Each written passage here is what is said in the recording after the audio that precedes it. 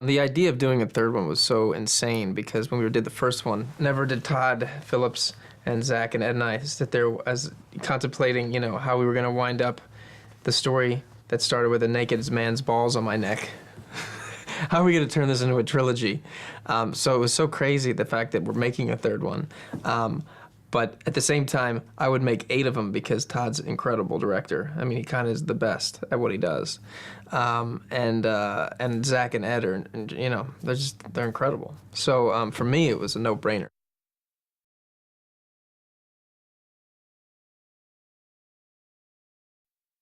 In the beginning of 3, you basically are finding these guys in the aftermath of 2, which is Stu is now married, and it is in real time. So that we shot that movie a year or 2 years ago, and it's been 2 years.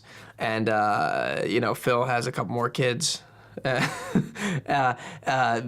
Alan he's in dire straits. His father just passed away, and then you see that in the beginning of the movie.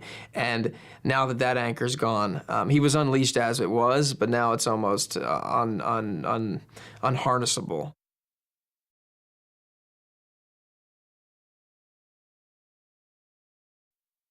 For a true fan of the first one especially, the third one is like an investigation of every moment of the first one, and dissecting it and elaborating it and shining a light on all these very little things that we glance by in the first one.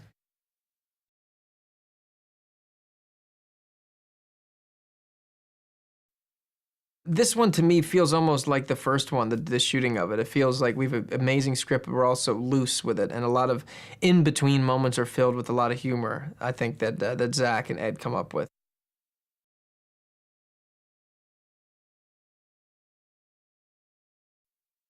The collaboration is working on such a communal level, more so than the first and second one, which felt very communal. But we definitely, there was always a sharing of jokes and a sharing of ways to do things. But now it's even more. Now it's done without any poly tests at all. I don't know if you've noticed it, but it's almost like, why don't you just do it this way? Or we'll say to each other without saying like, I'm sorry, but what if, now it's just, everybody just says exactly like, do you think, maybe try this? And it's wonderful. I mean, there's just so much love and respect and comfort that it almost feels like we're all telling the story together. And there is no just Alan, or Stu or Phil without Todd, Zach, me, and Ed, which is a very fun thing to be a part of the other characters' work as well.